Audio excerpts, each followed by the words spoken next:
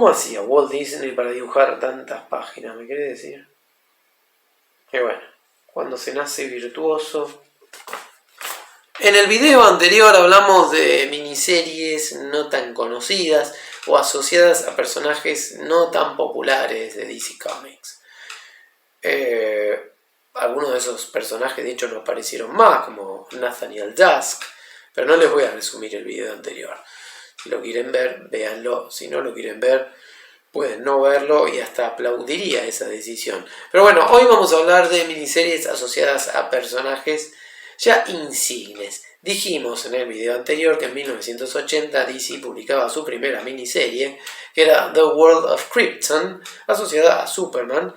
Y también dijimos que no íbamos a glosar esa miniserie en ese video, y hoy tampoco vamos a glosar The World of Krypton, pero esto comenzó una marea de publicaciones de miniseries, bueno, tampoco tan exagerada, ¿no?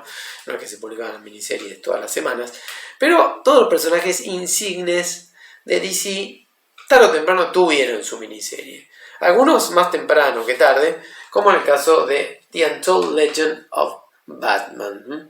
Esta fue la primera miniserie de nuestro estimado encapotado, creo que está dando la luz mal ahí lo tenemos.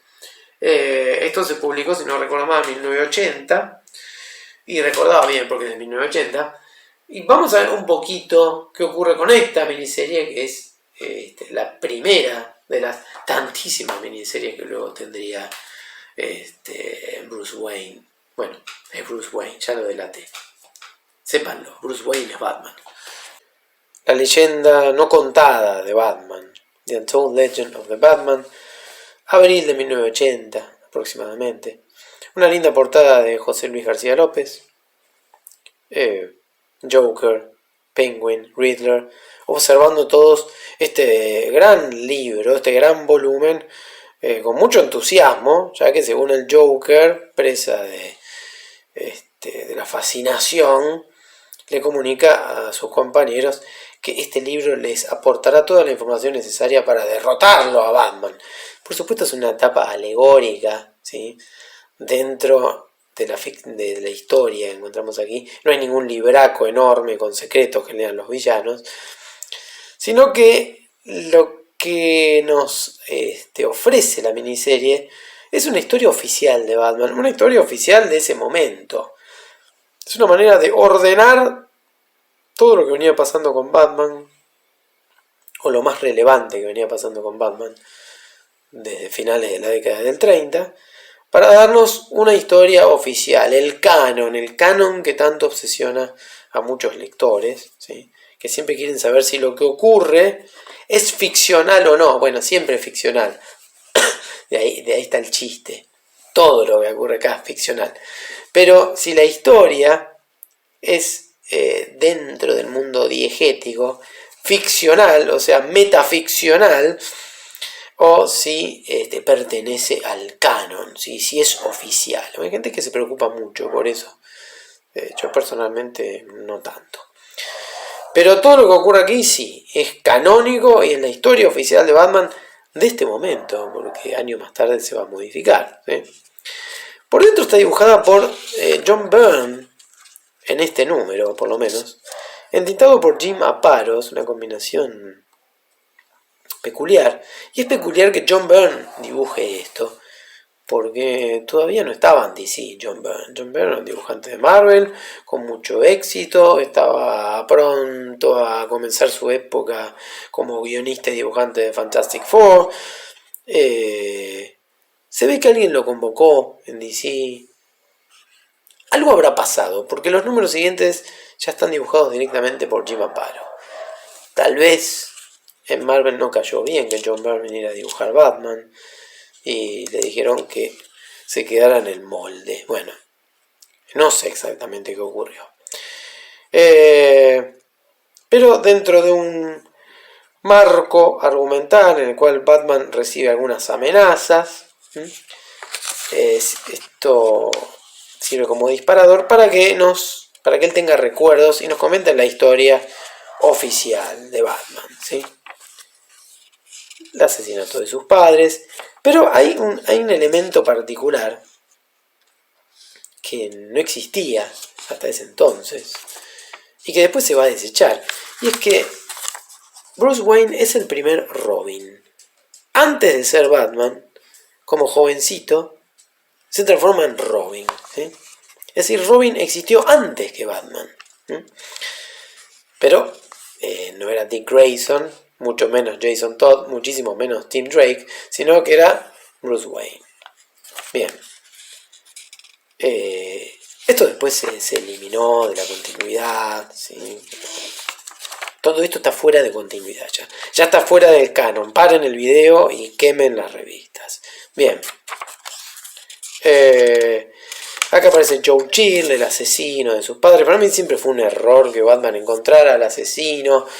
Y que en algunos, no recuerdo si acá seguía esta idea de que lo habían matado por un encargo a Thomas Wayne. Siempre me pareció más interesante que Thomas y Martha Wayne fueran víctimas de un crimen aleatorio como los tantos que ocurren en este espantoso mundo, ¿no? Y no que fueran víctimas de un crimen en particular por encargo, ¿no? La naturaleza cruel de la existencia humana me parece que debe ser la que golpea a Bruce Wayne, ¿no? Esa espantosa mala suerte de estar en el lugar equivocado, en el momento equivocado. Pero bueno, no nos vamos a meter con eso. Bueno, Bruce Wayne le revela a Joe Chill que él es Batman. Esto, insisto, ya está fuera de continuidad. Después se va a encontrar con Joe Chill ya para épocas de año 2, 7 años después de esto. Y después eso también se va a anular. Bueno, ustedes saben cómo son estas cosas, ¿no? Cada tanto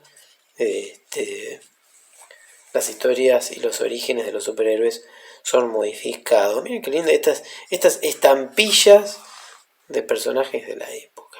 Bueno, me quedé entusiasmado mirándolas. Bueno, la tapa del número 2 también es de nuestro amigo José García López, entintado por Dick Giordano, ni más ni menos, pero adentro ya está Aparo. Ya está Aparo, que además se encarga de hacer las letras. En el primero era John Constanza, seguramente.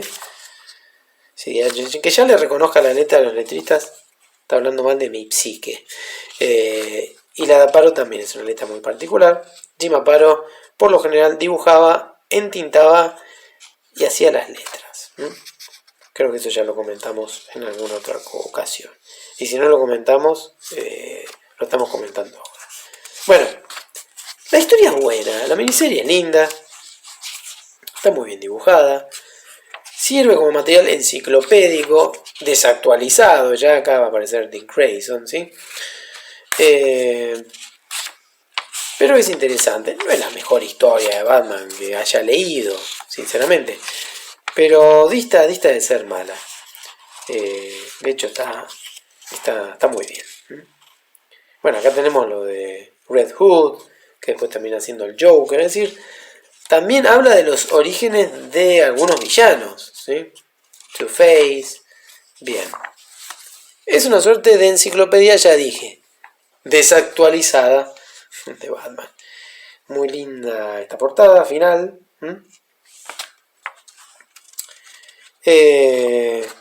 Así que esto está recopilado. Creo que hay una edición de... Yo no sé si Salvat lo publicó. Así que tanto en inglés como en castellano no hace falta que tengan que recurrir a las revistas necesariamente. Creo que acá también habla un poco del origen de... No, esto es una publicidad. Me metieron una publicidad de Batgirl en el medio. Me di cuenta de que no era parte de la historia, pero en algún momento hablan del origen de Batgirl también. Tiene que estar. La pobre Barbara tiene que estar en algún momento y va a aparecer acá. Sí, exactamente. ¿Sí? Batgirl. Bien.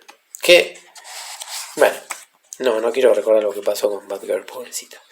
Así que The Untold Legend of the Batman es una buena miniserie. La primera de todas las miniseries que existen de Batman, cronológicamente hablando. Para el lector de Batman, obviamente, es obligatorio Nada es obligatorio, ¿sí? Pero para el lector casual de Batman puede resultar interesante. Siempre y cuando no se fastidien al encontrarse con cosas que están fuera de continuidad, porque hay lectores que se ponen de mal humor cuando se encuentran con cosas fuera de continuidad. Dicen, pero esto no va más, ¿para qué lo voy a leer? Bueno, en fin. The Untold Legend of the Batman.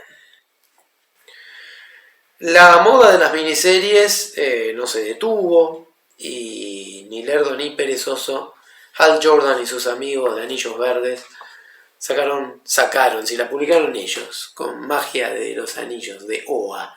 Se publicó por DC Comics Tales of the Green Lantern Corps, 1981, de la mano del guionista Len Wein y de Joe Staton como dibujante, y basada también en algunas ideas de Mike Barr.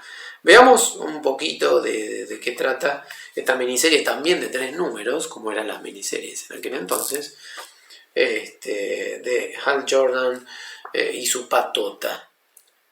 Green Lantern Corps, Tales of the Green Lantern Corps, historia de la Green Lantern Corps, portada de Brian Boland. Por dentro no va a dibujar Brian Boland, no se entusiasmen, pero por dentro va a estar muy bien dibujada de todas maneras. En este caso también vamos a encontrar, como ocurre con Batman, un raconto de lo ocurrido con el Green Lantern Hal Jordan, ¿sí? De Tierra 1, dentro de un marco argumental ambientado en la actualidad de ese momento. Len Wein, como guionista, va trabajando sobre ideas de Mike Barr, y Joe Staton va a ser el dibujante, entintado por Frank McLaughlin. Anda Hal Jordan por el espacio, se encuentra con una multiplicidad de miembros de los Green Lanterns, y va a aparecer por primera vez, esta es una primera aparición, una primicia, Arisha, esta jovencita que, como saben ustedes, unos pocos años después sería la pareja de Hal Jordan. Un romance un poco polémico. Bueno, no vamos a hablar de eso ahora. Un día tal vez hablemos de eso. No, yo creo que no. El tema es que Arisha era menor de edad, pero ella utiliza la magia el poder de su anillo para parecer mayor, y en la verdad es que en su planeta la mayoría de edad tenía otros parámetros diferentes a los de la Tierra, así que no era un degenerado Hal Jordan, no insistan muchachos. Bueno, una publicidad de Sea Monkeys. Si quieren comprar Sea Monkeys, yo creo que este cupón ya debe estar desactualizado, pero bueno, lo pueden hacer. Bien, reúnen a los Green Lantern Corps y empiezan los recuerdos. Abin Sur, saben que fue el Green Lantern anterior del sector 2814, que le legó el anillo a Hal Jordan. Sinestro, Green Arrow, bien, historia y más historia. Acá va a dar un discurso Tomar Re. Lindo personaje, Tomar Re. Y el conflicto, lo conflicto, que ven que estoy hablando. El conflicto va a ser con Crona, ni más ni menos. Crona fue el que desató el desastre, porque si ustedes leyeron Crisis, lo sabrán. Desató la violencia en el universo al tratar de, mediante una investigación científica, descubrir el origen del universo. Bueno, ese origen del universo, esa fuerza que generó el universo, terminó provocando una ira de violencia y de locura. Así que si hay violencia y locura en nuestro universo es por culpa de Crona. Bien. Bueno, esta viñeta va a ser reproducida otra vez en el número de Secret Origins de la época de Millennium, ya de No sé si de los Manhunters o de los New Guardians, pero bueno, es casi la misma viñeta, reproducida a propósito. Bueno, Alan Scott, en fin. Y Arisha, que es una muchacha nueva e inexperimentada, se empieza a enterar de cosas que ignoraba. Y de paso los lectores le cuentan canónicamente qué es lo que ocurre. Aquí lo tenemos a Crona con un traje que hace recordar un poco al que va a usar el antimonitor en un momento. Bueno, peleas, luchas cósmicas. A mí tanta lucha cósmica es lo que a veces me mantiene alejado del mundo de Green Lantern. Me gusta cuando Green Lantern se pone un poco más terrenal. Bueno, pero el dibujo es muy bueno. Muchos personajes en escena. Nos vamos a saltear un numerito y vamos a ir directamente al número 3 con otra portada muy linda de Brian Boland. Aquí tenemos a Tom Kalmaku, a Carol Ferris, Jon Stewart. Bien, vamos a adelantarnos un poco.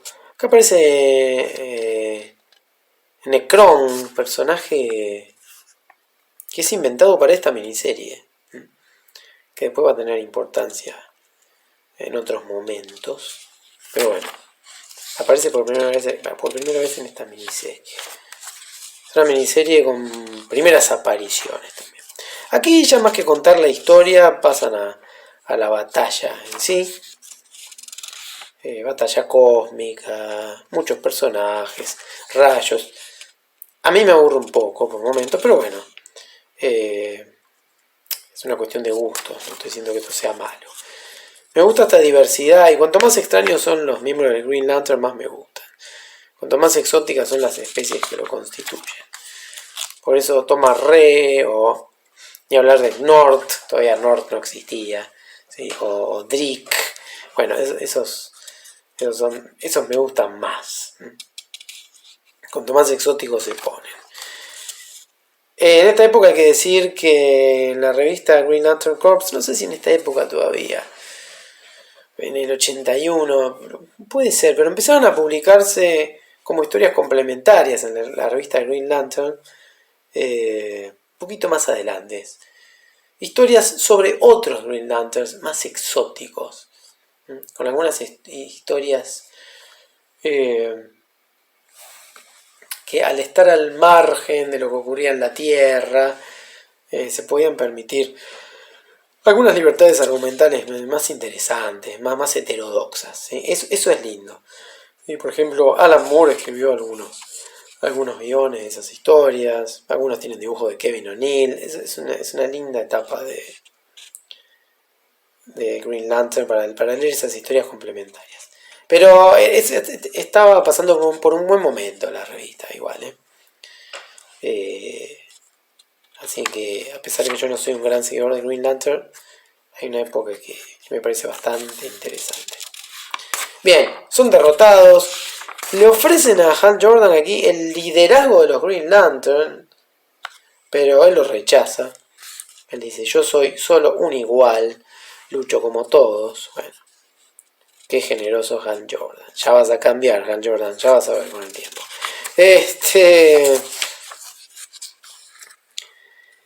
Y finalmente le da un abrazo fraternal, podemos decir, a Risha.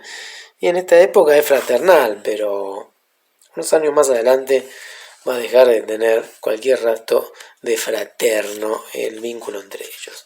Bien, la miniserie está muy bien. Lindos dibujos, es entretenida. Como es de 3 números, no se pone pesada. ¿Sí? Vamos a ver la tapa del número 2, ya que está. Como no se pensaba todavía con esta política del trade paperback, de llegar a 6 o 12 números para hacer un recopilatorio, bueno, con 3 números el exceso se mantenía a raya, ¿sí? Uno no podía estirar demasiado la historia cuando solo escribía 3 números. Así que Tales of the Green Lantern Corps, además de dar un vistazo a la historia del grupo y a ofrecer una contienda de connotaciones cósmicas, como siempre, nos ofrece una historia entretenida, así que yo la recomiendo. ¿Por qué no? Ese mismo año, 1981, va a ser testigo de la primera miniserie del mejor grupo de superhéroes, que estaba reclamando el derecho a tener su propia miniserie también. No hace falta que aclare a quién me refiero, sino a The Legion of Superheroes, ¿sí?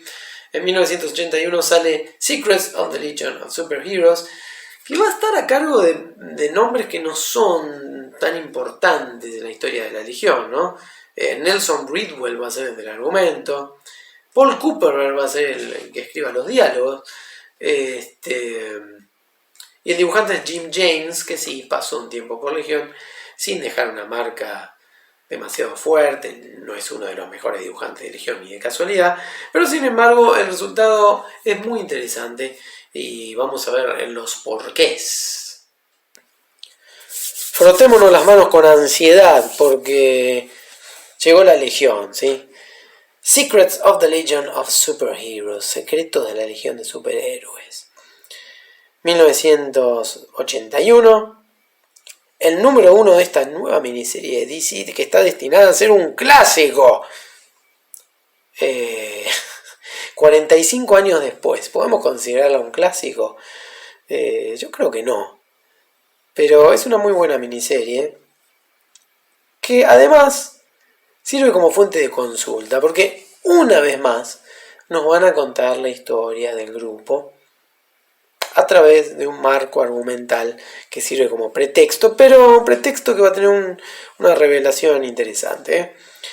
La portada de Jim James con entintado de Dick Giordano, lo cual realza mucho el dibujo de James, lo mejora. Por dentro el entintador va a ser Chiaramonte, no Giordano, y la diferencia se hace muy grande.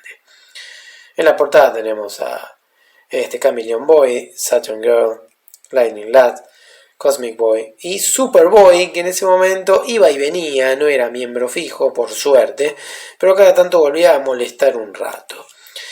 Hacía poco que la Legión tenía finalmente revista con nombre propio, ya con título propio, quiero decir. La revista desde el 80 se llamaba Legion of Superheroes, a pesar de que el grupo existía desde el año 58. Bueno, pero no vamos a hacer no vamos a hablar de la historia de la Legión porque esto sería larguísimo. Pero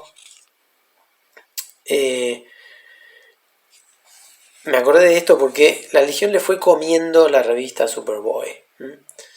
En un momento la revista fue Superboy Starring the Legion of Superheroes. Después durante años fue Superboy and the Legion of Superheroes, hasta que finalmente se llamó The Legion of Superheroes y Superboy se fue a tener otra nueva revista que pasó sin pena ni gloria, como era de esperarse. Bueno, vamos a volver a lo que es la miniserie en sí. Tenemos a R.J. Brandy, que es el que financia la Legión, el benefactor de la Legión, muy enfermo. Bueno, tienen que investigar básicamente quién tiene sangre compatible para la que necesita R.J. Brandy. Entonces, dentro de ese marco que ocurre en el presente, van a empezar a contar toda la historia de Legión. Dijimos que Bridwell era el que creó el argumento, Paul Cooper es el guionista en sí, que escribe los diálogos y los textos, Jim James el dibujante, pero aquí el entintador es Chiaramonte, ya no es Dick Giordano. Que no es un mal entintador, lo que pasa es que no tiene la elegancia de Dick Giordano, entonces el dibujo cambia. Pero no es malo. Así que nos van a empezar a contar la Legión, nos van a empezar a contar cómo los legionarios se convirtieron en legionarios, en qué orden llegaron, ¿sí? Aquí tenemos a los miembros fundadores, ¿sí? Cosmic Boy, o sea, Rock Green, Saturn Girl, Imra Harding y Garth Rams, alias Lightning Lad. Bien, estos son los 3 miembros fundadores de la Legión. Va a venir después Triplicate Girl, Phantom Girl, y nos cuentan la historia brevemente de cada uno de los legionarios, así que como fuente de consulta, aunque esto no es que haya quedado fuera del canon, lo cual importaría muy poco, Porque esta legión, les diría, en un momento del 89, ya deja de existir. Es discutible, algunos dirán que fue en el 94, yo digo que es en el 89, pero bueno, no nos vamos a meter tanto con esas cuestiones. Por tanto, esta información es vieja, pero sirve para esa continuidad de legión.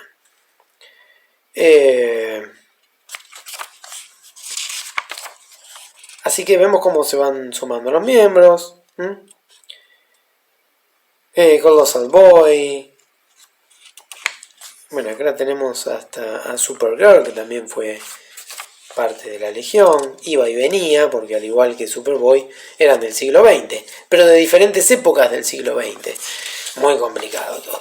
Chameleon Boy va a ser muy importante en esta historia. Chameleon Boy era un durlano o durlaniano, depende. En inglés es Darlan, pero yo he visto tanto la traducción durlano como durlaniano. Son seres que son capaces de cambiar su forma, ¿sí?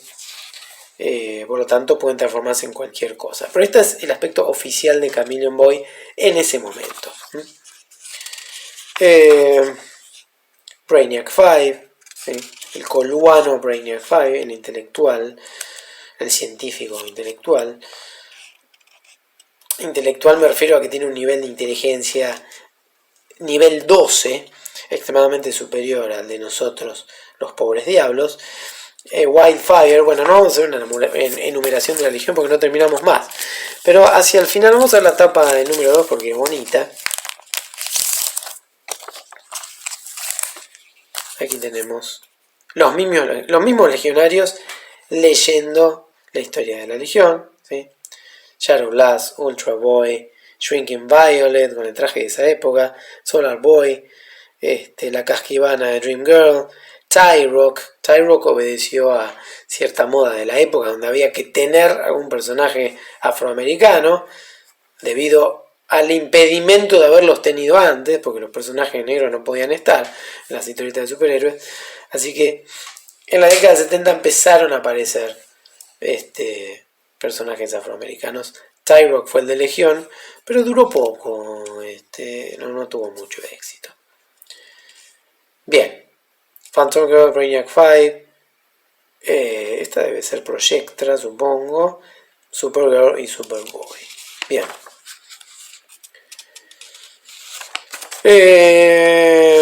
Más historia, mucha más historia. Esto no es para disfrutar, sino para estudiar, a no confundirse. Bouncing Boy, hermoso personaje, que se infla y rebota cual pelota, ¿sí? Muchacho que rebota, Bouncing Boy, muchacho rebotador. Y además tiene algunos textos informativos. Esto en revista, en los recopilatorios no, pero en revista sí. Bueno, acá habla de la muerte. Bueno, no vamos a meter porque si no termino más. La muerte de Lightning Lass, que luego resucitan, el tema de Proti. Bueno, vamos a pasar por alto. Yo invito a que la lean. Si quieren enterarse un poco de lo que es Legión y de los hechos fundamentales de Legión hasta ese momento, esto es excelente. Funciona muy bien. Y cuando no, un diagrama o un dibujo del cuartel general de la Legión. Yo hace poco decía que quería hacer una recopilación de cada vez que apareció dibujado de modo informativo, como infograma o como plano, el cuartel general de la Legión. Fueron muchas veces, se los aseguro. Vemos cómo cambiaban los trajes ya. La Saturn Girl que vimos primero no es esta. Este traje fue una creación de Dave Cockrum, que después se llevó su propia idea para utilizarlo en Storm, en X-Men. Es muy parecido el traje. Bien, y vamos al último número, porque allí hay una gran revelación. Tienen tiempo para parar el video, porque aquí vamos a arruinarles a todos el final. Al final se descubre que, debido a estas investigaciones genéticas que están haciendo, que el hijo de R.J. Brandy era Chameleon Boy. R.J. Brandy es un durlaniano también. Así que fue toda una sorpresa en su momento. Se salva Archie Brandy y todos quedan felices para siempre, padre e hijo sonriendo allí en el final. Bien. Muy buena, y mira, acá hay un listado de los legionarios, de los planetas de los cuales vienen, porque salvo 3 o 4 que son de la Tierra, todos los demás son de otros planetas.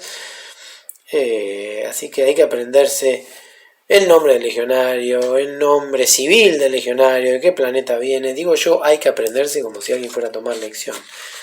No. Pero los que leemos Legión con asiduidad, por lo general nos gusta asimilar toda esa información. Bueno, muy buena la miniserie de Secrets of the Legion of Superheroes. Informativa, es un buen material de consulta, la verdad. Vamos a hacer un pequeño salto en el tiempo, ya que hablábamos de Legión, porque hubo otras miniseries de Legión en esa década del 80. Una fue Legionnaires 3 de 1985, ya los tiempos eran otros, ya estaba la serie Baxter de Legión, era la segunda revista más vendida de DC Comics en ese momento, y ya las miniseries eran de 4 partes, como en este caso. Esta es una excelente miniserie con este argumento de Giffen y textos de Mindy Newell. Y el dibujante va a ser Ernie Colón. Así que veamos un poquito de qué va Legionnaires 3. Legionnaires 3. 3 legionarios, los 3 legionarios fundadores: Saturn Girl, Cosmic Boy y Lightning Lad. Esto está escrito por Giffen. Keith Giffen hace los argumentos, Mindy Newell hace los textos. Ernie Colón es el dibujante, entintado por Kessel. Muy lindo el dibujo. Acá yo creo que Giffen además debe haber hecho algunos bocetos. Creo que los créditos deben estar al final. Posiblemente, sí. Y sí, dice Keith Giffen Designer, porque hay ciertas viñetas que tienen aroma a Giffen. La disposición de las páginas y demás debe haber sido una idea de él, sin duda. Es muy buena la historia. Le secuestran el hijo a Saturn Girl y Lightning Lad. Esto requeriría otra explicación previa, pero no la voy a dar ahora, porque si no esto se hace larguísimo. Pero bueno, hay todo un tema con los hijos de Saturn Girl y Lightning Lad. Por lo tanto van a tener que salir a la búsqueda de ese niño, que es raptado por Time Trapper, un villano, más que un villano. Uno dice un villano, imagina un villano de poca monta. Es un ser muy poderoso, ¿sí? Que es el dueño del fin de los tiempos. Es decir, allí donde el tiempo se acabó, reina Time Trapper. Y siempre va a estar con una relación un poco contradictoria con la Legión, porque necesita que la Legión exista, pero al mismo tiempo siempre la está tratando de destruir. No siempre, cada tanto, no son personajes que aparecen cada tanto, porque cada aparición requiere el tratamiento argumental de esa envergadura, justamente, ¿no? Al ser un personaje tan poderoso. Bueno, el dibujo es excelente. Vemos, por ejemplo, esta página casi sin diálogos. A mí me gusta muchísimo Ernie Colón, dibujante puertorriqueño. Bueno, vamos a pasar por arriba, así no nos vamos a meter en detalles argumentales demasiado profundos, pero la premisa es esa.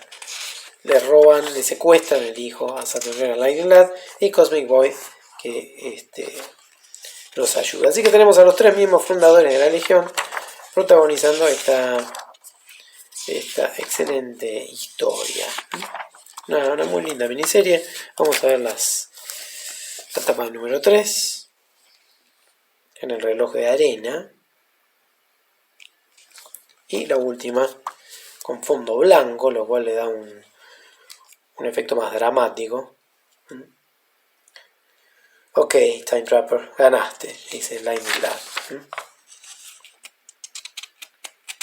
Nada mal, nada mal. De hecho está muy bien. El dibujo es excelente. Esta grilla de 12 viñetas por página es idea de Giffen, eso es evidente. A Giffen le gustaba utilizar unas cuantas viñetas por página. Una hermosa splash page tenemos aquí. Bueno, pero finalmente les deja ganar el Time Trapper.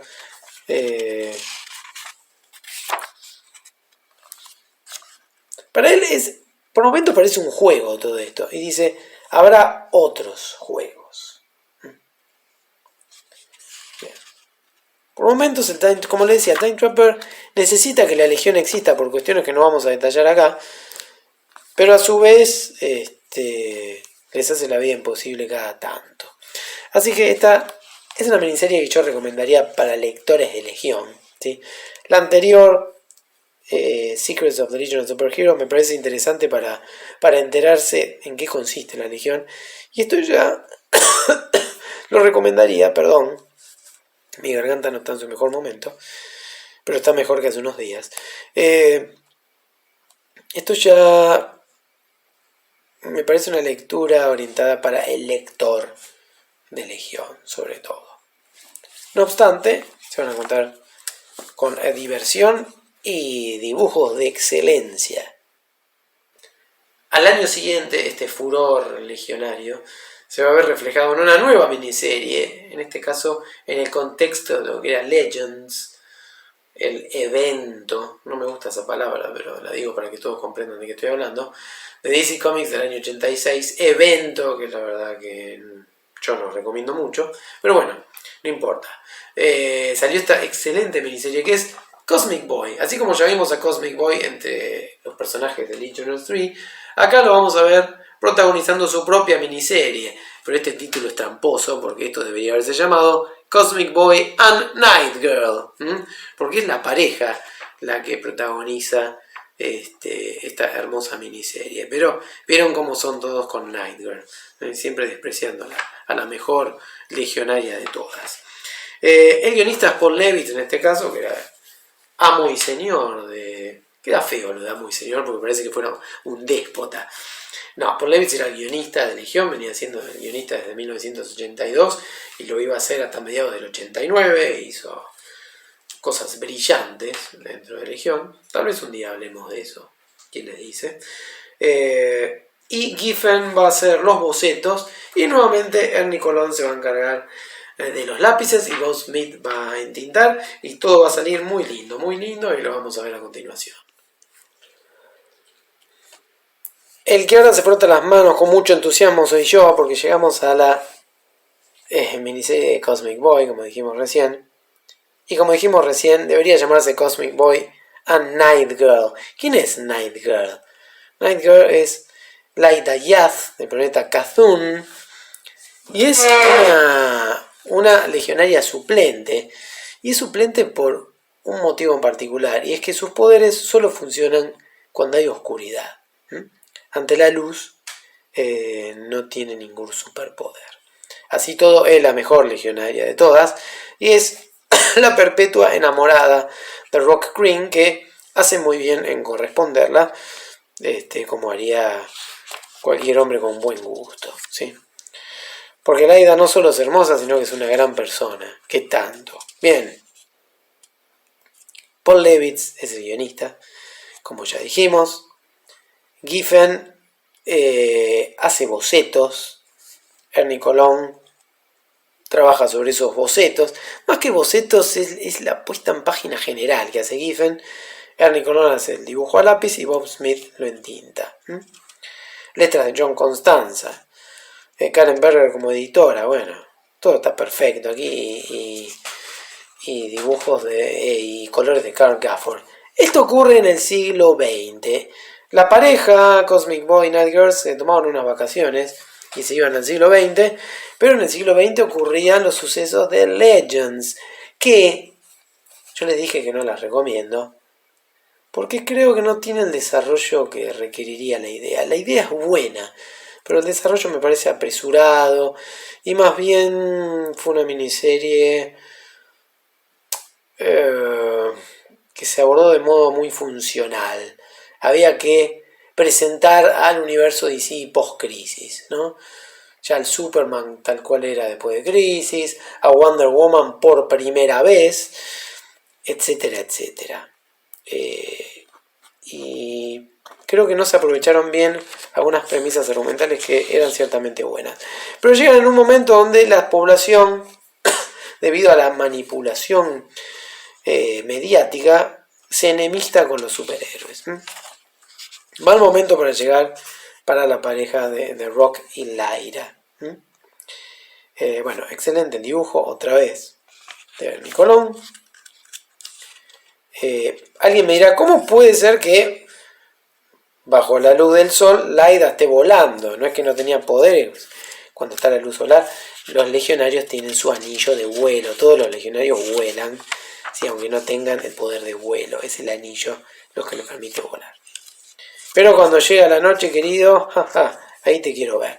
Bueno, acá cuenta un poco cómo Lyra estaba enamorada de Rock Green y por eso quiso unirse a la Legión.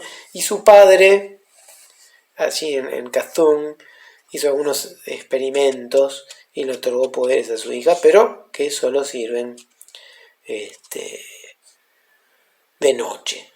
De hecho, por eso tiene el sello de Rejected, rechazada.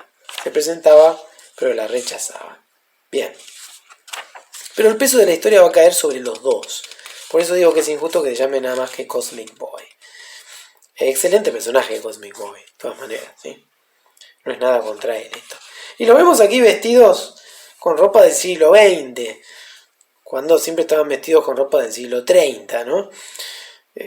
La ropa del siglo 30, de todos modos, la ropa de civil del siglo 30, siempre tiene algún correlato con la ropa de moda de aquella época en el siglo XX. Quiero decir, con la ropa que se utilizaba exactamente 1000 años antes. Bien. Esta miniserie a mí me gusta más que la de Legion of 3. Será porque los personajes me gustan más. Pero es realmente interesante y va a pasar algo que tal vez me lo pasé y no me di cuenta. Esperen. Bueno, en un momento Rock Green se encuentra con Superman. Y acá está. Y Superman no lo reconoce.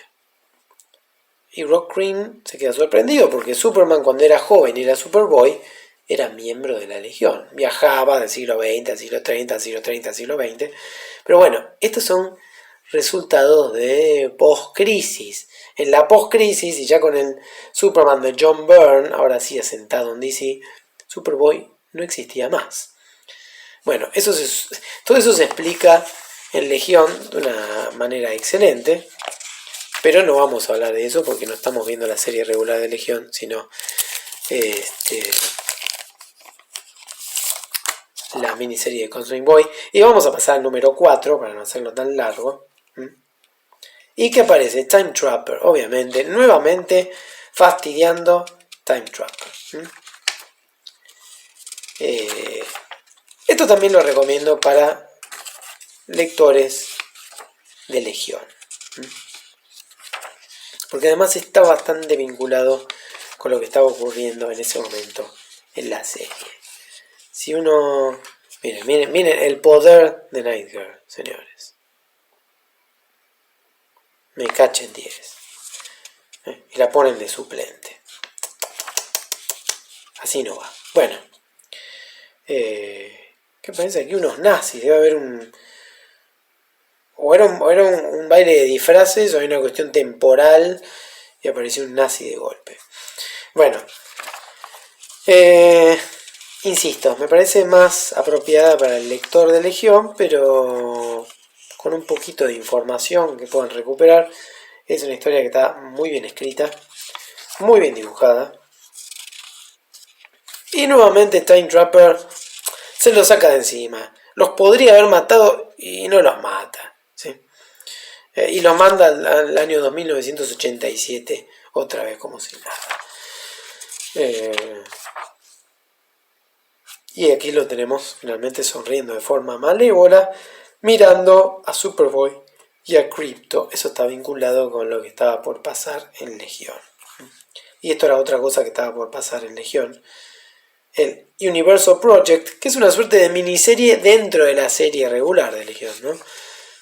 Porque tiene 4 capítulos marcados en la tapa con un número. Bueno, si bien esto es sobre todo para lectores de Legión, yo lo recomiendo, está muy bien escrito. Son de esas cosas buenas que sacaba DC en aquella época. Dibujo excelente, excelente guión.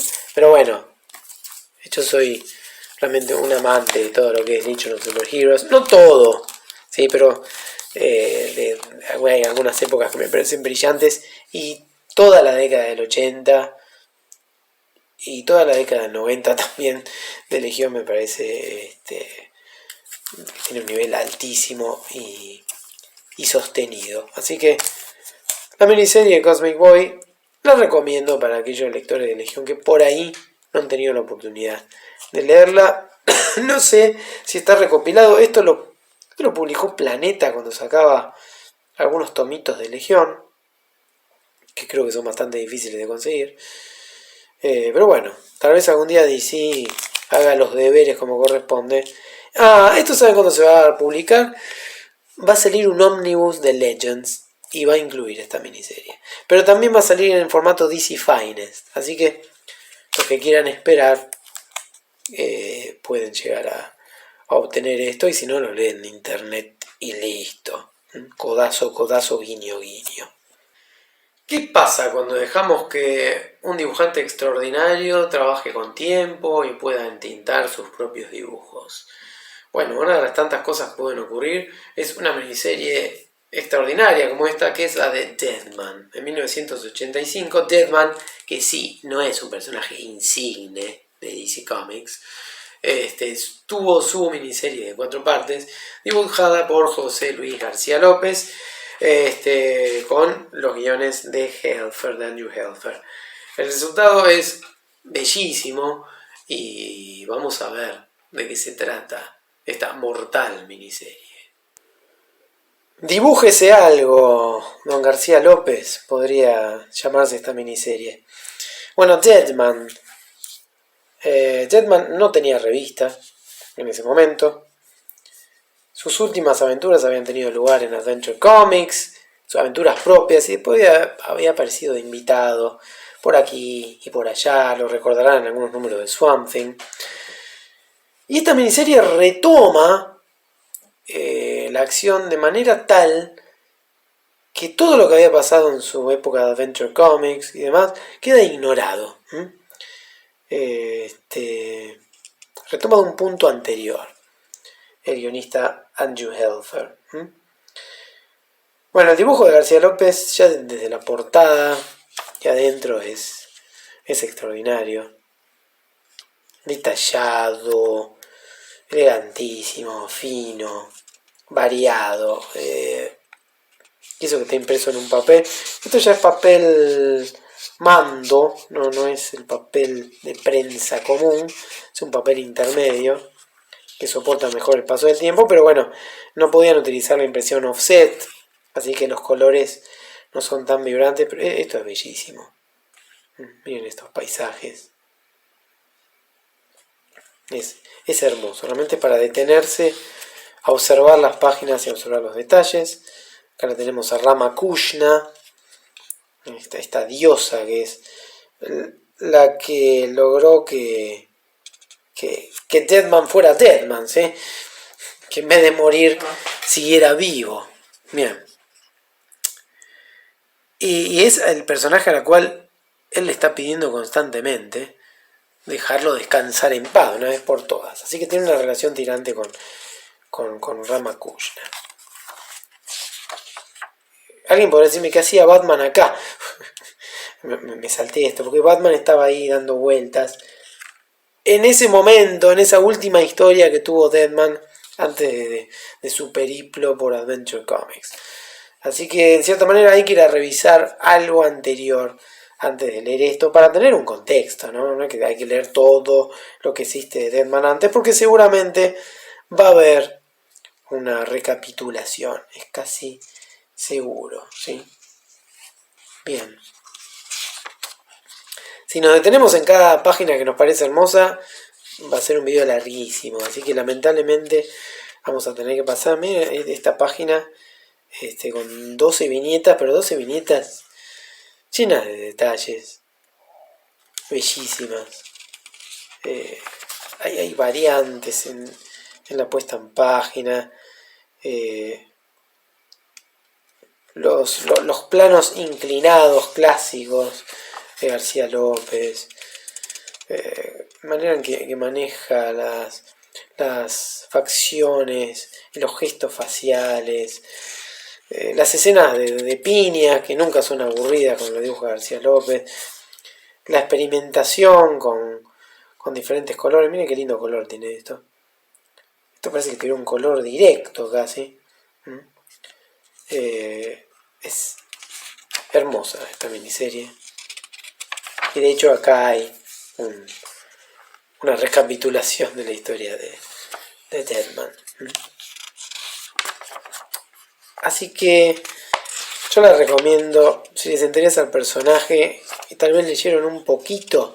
Bueno, ya es suficiente excusa como para leerla, porque además el dibujo hace que la historia se haga más interesante aún. Miren qué linda página final. Bueno, vamos a ver un poquito más, porque en serio, si nos detenemos mucho en cada número con los dibujos de García López, vamos a estar larguísimo rato en silencio, admirando lo que hace García López. Letras de John Constanza, otra vez, ¿sí? El guión el color es de Tom Siuko, en este caso.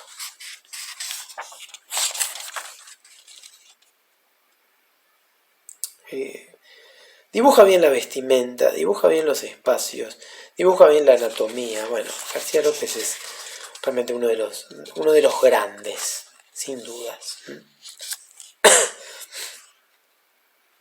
Se permite tanto las páginas de viñetas pequeñas y concisas, como el trabajo con espacios mucho más liberados y propuestas más abstractas. Es variado, es un festín para los ojos, inclusive en este papel. Hace poco publicaron un ómnibus de Deadman que recopila todo lo viejo de Deadman, todo lo clásico, e incluyeron esta miniserie que debe estar impresa con colores más vibrantes, que yo la prefiero así, en revista, mitad porque no me pondría a comprar un ómnibus con cosas que ya tengo, pero bueno. Vemos que la grilla de 12 viñetas la utiliza en varias oportunidades aquí. Esta página que no quiere pasar. Hasta los primeros planos de un ojo, ¿sí?, resultan interesantes. Porque miren cómo maneja el entramado, las arrugas, los pliegues. Es cosa seria García López. Y cuando lo tenemos realizando el entintado de sus propios dibujos, bueno, mejor aún, ¿sí? En el video pasado de miniseries creo que vimos a García López entintado por Dick Giordano, si no me equivoco, o estoy alucinando. Vimos Cinder y Ash, pero no me acuerdo, ahí se entintaba a sí mismo también. Pero aquí hay un trabajo mucho más meticuloso que en Cinder y Ash. ¿Pero dónde fue que vimos a García López entintado por Dick Giordano? No, en ningún video, eso no ocurrió. Eran algo que un día va a venir, más adelante. Así que hagan de cuenta que no dije nada. No lo voy a editar, no la voy a sacar esa parte. Son deslices que uno tiene. Bueno, es excelente. La historia es muy buena, realmente, de Andrew Helfer. Y no voy a seguir halagando al dibujo de García López porque puede parecer ya demasiado insoportable. Pero sí vamos a ver la portada del número 3 y del número 2, a los cuales no vimos por dentro, para no hacer aún más largo esto. Así que búsquenla por algún lado, en papel o en pantalla o en algún lado, pero si no la quieren leer, por lo menos mírenla y disfruten los trazos de José Luis García López. Para finales de la década del 80 ya el formato de miniserie estaba instaurado, no sorprendía, pero por no sorprender no quiere decir que no siguiera siendo interesante, sino que era parte de la dinámica editorial esperable, que cada tanto un personaje tuviera una miniserie. Y se empezaron a aplicar también algunos formatos más lujosos. Tal es el caso de Hawkworld, que ya no se publicó en revista, sino en formato Prestige, con papel e ilustración, otro tipo de encuadernación, otro precio también desde ya.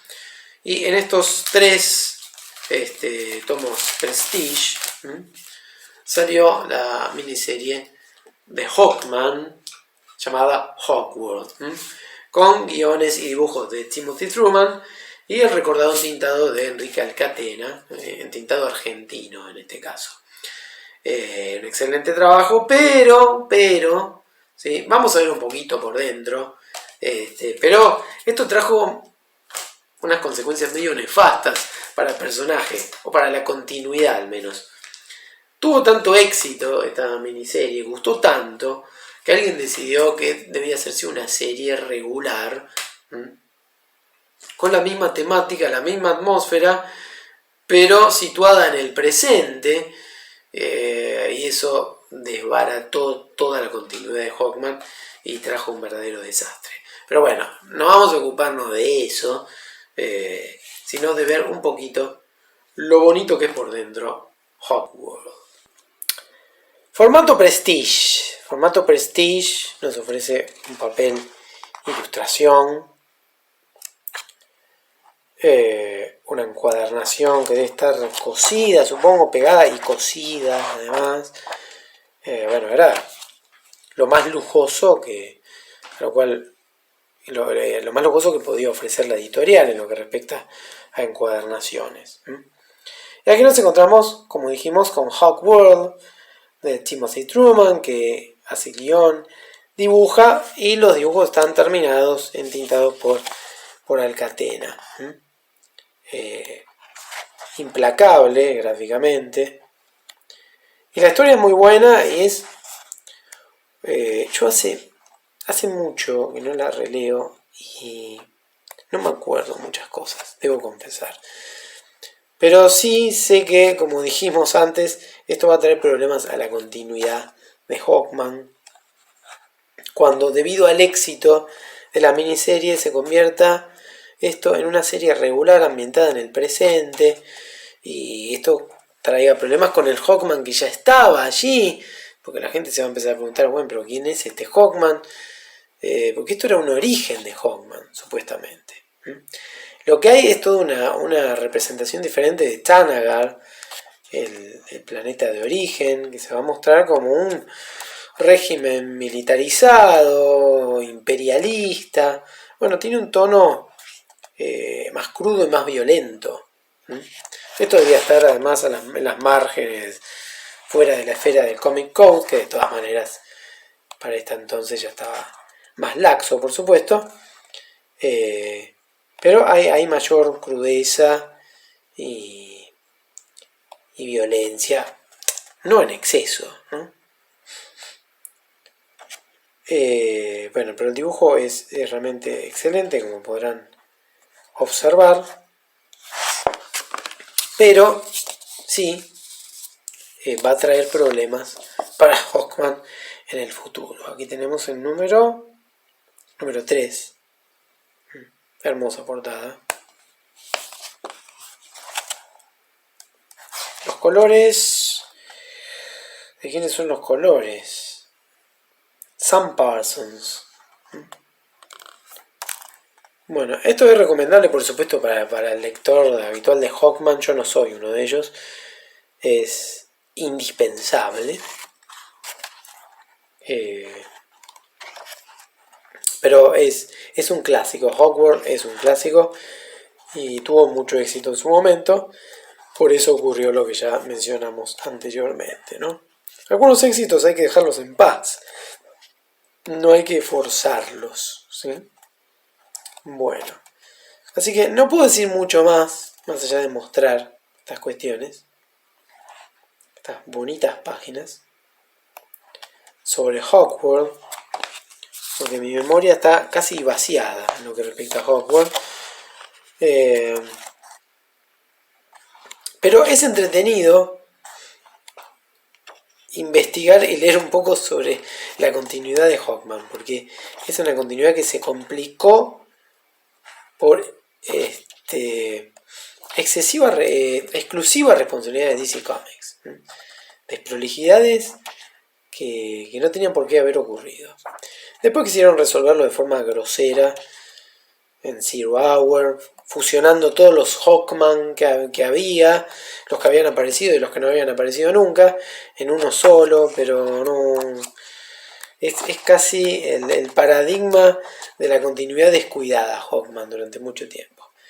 De todos modos, como hablábamos anteriormente, esto del canon, del no canon, bueno, no nos importa, ¿sí? Si la historia es buena, y yo recuerdo que la historia era buena, a pesar de que ahora los detalles no los tengo en la cabeza, y el dibujo es tan excelente como este, bueno, hay que leerla, que tanto, qué lindo cuántas páginas sin diálogos, ¿no? Que tiene, cuánta narrativa secuencial, casi prescindiendo de diálogo alguno. Muy, muy lindo. Así que bueno, Hogwarts trajo problemas, sí, pero no es culpa de la miniserie, sino de lo que se hizo después. ¿Recuerdan el comienzo de este video? Cuando mencionamos la miniserie Tales of the Green Lantern Corps. Bueno, Green Lantern, ya sin los Corps, tuvo su propia miniserie en el año 89, que es Emerald Dawn, en la cual se narra su origen post-crisis, y vaya que es post-crisis porque Crisis ya había terminado hace unos años, pero bueno, esto yo no lo tengo en revista, es un viejo trade paperback, es el primer trade paperback que recopiló esto, si es que hay otro, seguramente se recopiló en otro lado, pero es un trade paperback viejo del año 91, piojoso y maloliente, no está ni piojoso ni maloliente, pero sí un poco amarillento. Vamos a ver un poquito, como venimos haciendo con la miniserie por arriba, qué ocurre con Emerald Dawn, el amanecer esmeralda. Bueno, así como Hogwarts propuso un diferente origen para Hawkman, post-crisis, bueno, Emerald Dawn en el año 89 pone en orden el origen de Hal Jordan. Tarde, como ya dijimos. Pero la historia es simpática, por lo menos. El argumento es de Keith Giffen. Ya hemos mencionado a Keith Giffen hoy. Gerard Jones va a hacer los diálogos. Owsley o Bright, según el número, van a dibujar. Y Romeo Tangle va a ser el entintador, lo cual nos asegura una gran calidad de entintado. Romeo Tangle, entintador filipino, un entintador realmente genial. Bueno, que tenemos Abin Sur, otra vez, el anillo, esto ya lo vimos en Tales of the Green Lantern Corps hace unos cuantos minutos, pero bueno, cuenta la historia de cómo Hal Jordan, el atribulado Hal Jordan que venía con muchos problemas en su vida, llega a ser un Green Lantern, y conflictos, peleas, bueno, tiene a veces por momentos una tónica superheroica que a mí me aburre un poco, como este tipo de viñetas, pero bueno, no voy a ser injusto tampoco, porque además no la recuerdo tanto, ¿sí? Hace mucho que no la leo y no recuerdo los detalles, pero me parecía que era menester mencionarla entre miniseries vinculadas a personajes importantes, porque Green Lantern sin duda lo es para DC Comics. Es uno de sus estandartes. Acá está Thomas Reya, es decir, Hal Jordan ya se conoce con los otros Green Lanterns. Después aparecerán. Cuanto más exóticos son los Green Lanterns, como Salak acá, mejor me caen, ¿sí? Así como en Untold Legend of the Batman dijimos que no había ningún libro gigante adentro, que lo de la tapa era una alegoría. Acá sí hay una enciclopedia gigante, una suerte de enciclopedia británica tamaño barco que tienen en OA y que nos enseñan cosas de la historia de los Green Lanterns. Bueno, muy simpático todo. Y como les decía, el final lo encuentra triunfante a Hal Jordan porque así corresponde. Va a haber una Emerald Dawn número 2, una miniserie, una segunda que explora ya otras cuestiones, pero yo no la tengo. Algún día debería tenerla. Por lo pronto, este era un repaso muy superficial dentro de lo ya superficial de Emerald Dawn en este viejísimo, muy viejo realmente, porque esto tiene ya 36 años. Este trade paperback. Yo no lo tengo hace 36 años, pero tiene 36 años. Así que, para mostrar un poco cómo eran los trade paperbacks de aquel entonces, ¿no? Porque eran los comienzos de los trade paperbacks. Así que bueno. Emerald Dawn de Green Lantern. Verde que te quiero verde, verdes ramas, verde viento, decía el amigo García Lorca. Y vamos a mantenernos en el verdor de Green Lantern, vamos a pasar a Green Arrow. Y en este caso vamos a hablar de The Longbow Hunters. Vamos a ver un poquito de The Longbow Hunters. Una miniserie muy importante para el personaje y excepcionalmente traducida en este caso. Yo no la tengo en inglés. Esto se publicó en formato Prestige también, pero no lo tengo traducido nada más. Algo que tal vez pueda remediar un día. Pero vamos a ver un poquito porque es realmente importante para el personaje y es una miniserie muy recordada, así que su mención es obligatoria. Y sí, a veces hay que leer cosas traducidas. No voy a hacer una larga disquisición acerca de las traducciones y demás porque esto sería insoportable. Pero yo no suelo tener cosas traducidas. No estoy en contra del trabajo de los traductores, para nada.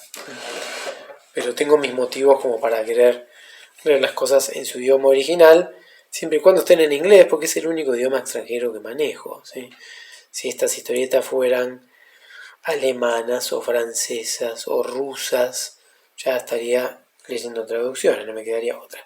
Pero esto no lo tengo en inglés, a pesar de que se trata de un clásico, tampoco me preocupé por tenerlo, lo cual es injusto porque es una excelente miniserie de Longbow Hunters o El Arco del Cazador. Esta es la edición de SC Sudamérica, así que esto no sé si no se imprimió. Aquí está impreso en Argentina, ¿sí? Eran algunas cosas de SC que se imprimieron directamente acá en Argentina, por tanto tenían precios más accesibles.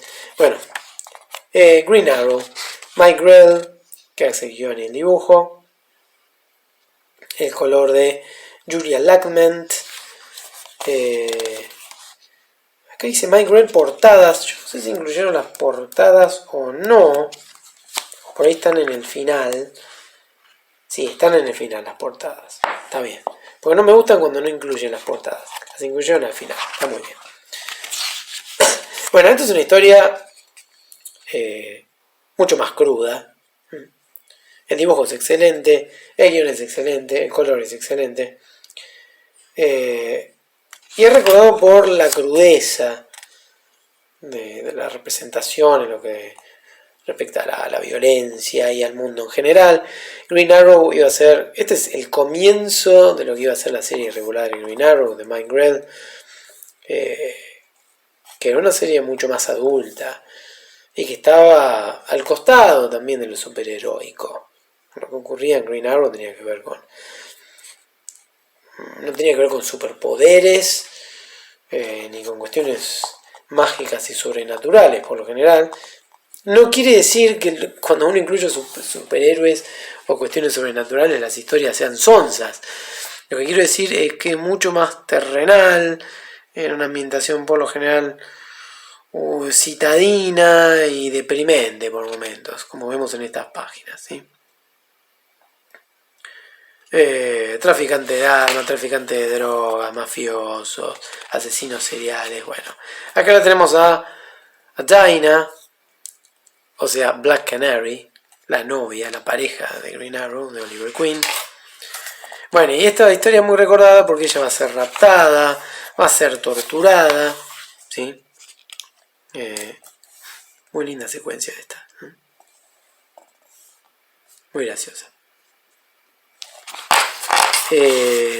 La van a secuestrar, la van a someter a martirios espantosos, y Green Arrow va a decidir matar, ¿sí? Al ver a ver, esperen que encuentro la página justa, ténganme un poco de paciencia. Es devastador esto, ¿no? Durmiendo solo, Oliver Queen. Bien, va. Bueno, aquí este degenerado está torturando a Dinah.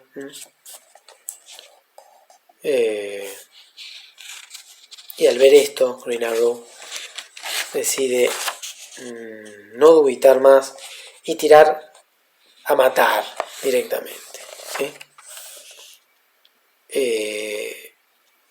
Esto para un historieta de superhéroe estaba mal visto. El superhéroe trata de reducir al criminal. Mal visto, quiero decir, es muy común encontrarse dentro de la historieta de superhéroes este principio de no matar, como que tiene, sin ir más lejos, Batman. No el Batman de Dark Knight Returns de Frank Miller, por ejemplo, pues justamente se trata de otro tipo de representación. No dubitan matar y nosotros no lamentamos la muerte de tales degenerados, ¿sí? Todo esto va a producir luego un conflicto.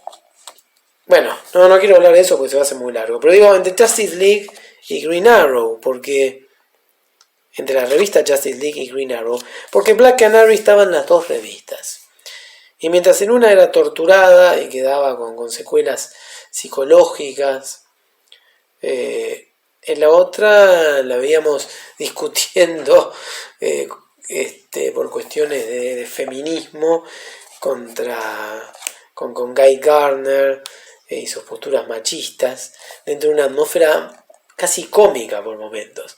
Entonces el personaje no podía coexistir en dos revistas tan diferentes. Por lo tanto, Black Canary fue desplazada de Justice League y se quedó en la revista Green Arrow, creo yo, con buen tino, porque era la pareja de Oliver Queen, ¿sí? Tenían más derecho de reclamar su presencia, de exigir su presencia en Green Arrow que en Justice League. Pero se la extrañó en Justice League de todos modos. Bueno, la historia, por supuesto, tiene investigaciones, porque el trabajo detectivesco es clave en toda esta época de Green Arrow. Y esto marcó un cambio para el personaje, que no es que fuera un personaje festivo antes que esto, ¿sí? Ya recordarán en Green Lantern, Green Arrow, en la época de O'Neill y Neil Adams, Oliver Queen era, bueno, el hombre que tenía un pensamiento crítico sobre la sociedad, sobre el statu quo, pero aquí se enfatizan muchas cosas y la crueldad del mundo está más presente. Que hermoso esto, este paisaje aquí, muy muy lindo. Esto se editó originalmente en formato Prestige también, por eso se podían trabajar los colores de este modo. Así que esto sí es realmente un clásico,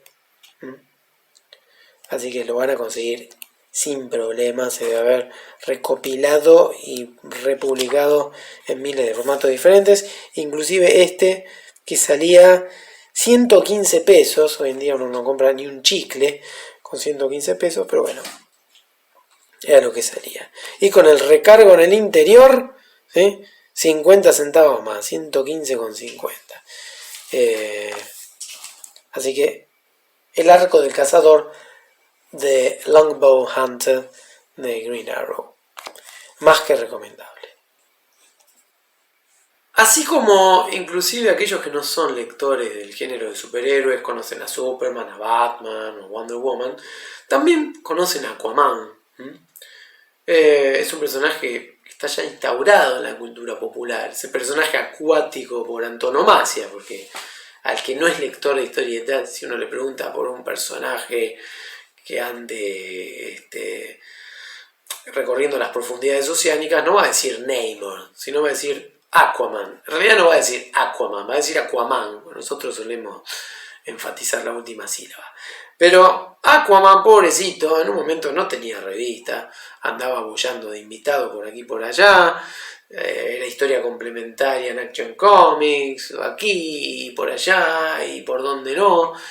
Y un día le dieron su miniserie, en el año 86, una miniserie de 4 partes, donde le van a dar un traje nuevo. Bueno, vamos a ver qué ocurre con esta miniserie. Bien, miniserie de Aquaman. Aquaman, como dijimos, no tenía revista en ese momento. Que esta miniserie tiene la particularidad de estar escrita por alguien que no era guionista, que es Neil Posner. Neil Posner era director de arte de DC Comics. No era guionista, pero alguien lo incentivó a escribir un guión. Y terminaron escribiendo esta miniserie en el año 86. Claro que tenemos cuestiones atlantes. Tenemos a Ryan, el abuelo de Power Girl, por más que a muchos les pese. Ocean Master, nuestra querida Mera, cuando no. El dibujo es de Craig Hamilton. Es un dibujo que a mí me gusta, pero tampoco tanto. Y la verdad es que el guión me gusta, pero tampoco tanto. Es interesante, pero se nota por momentos. Está bien, por eso es una visión retrospectiva que uno hace, que Posner no era guionista realmente. Y los dibujos de Hamilton tampoco llegan a deslumbrarme del todo. Pero bueno,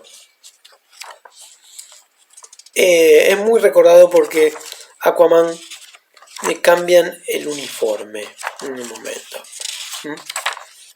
Y aparece este Aquaman con este traje destinado a que él pudiera mimetizarse, camuflarse en el fondo del océano. Bueno, es discutible, ¿sí? A la altura, a la profundidad en la cual ocurren estas historias, ni luz hay siquiera, pero bueno, sabemos que no es así. En la Atlántida las cosas son diferentes. Pero cada vez que le cambian el uniforme a un personaje, sobre todo cuando se hace de forma tan brusca, llama la atención. La historia va a tener algunos tintes luego un poco metafísicos. Insisto, me parece a veces un poco, no voy a decir barroca, pero un poco pretenciosa por momentos. Pero no es mala. Neil Posner no volvió a escribir nada más, porque su rol era otro.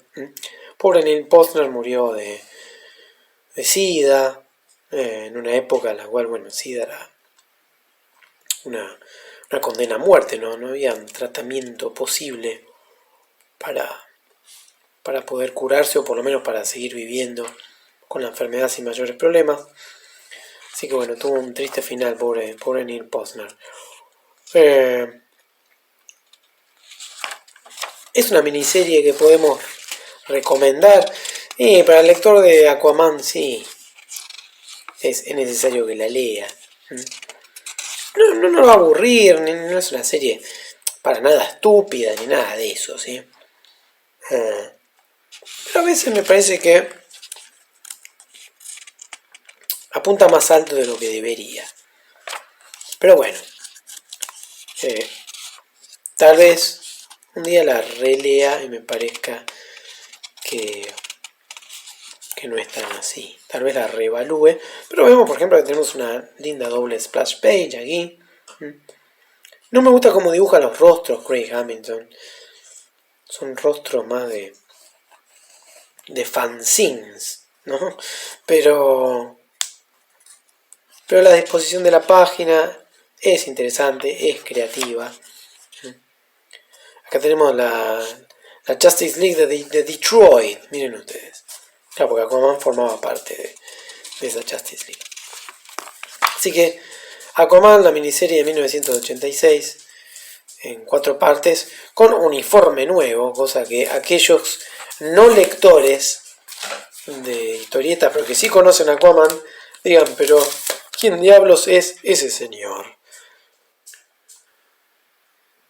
Alguien habrá dicho, bueno, vamos a darle otra oportunidad a Aquaman de tener una miniserie un poco mejor, ¿sí? Y en el año 89 le dieron otra miniserie, esta vez de 5 partes. Es curioso, no es curioso, sino que esto señala un poco mi ignorancia, o enfatiza la expresa ignorancia que se ve en estos videos de mi parte. Yo dije en el video pasado que no recordaba miniseries de 5 partes. Bueno, en este caso sí, vamos a hablar una de 5 partes, que es la Aquaman de 1989. Ahora sí, una muy buena miniserie. Escrita por Giffen con Lauren Fleming, con dibujos de Kurt Swan. Vamos a ver un poco esta miniserie ya, sí, mucho más interesante de Aquaman y a ver qué ocurre con ella. Portada de David DeVries. Linda portada. Tiene un aspecto casi de collage, aunque todo está dibujado, ¿sí? No hay un collage per se, pero hay aquí algunas de estos caracoles o esta concha aquí.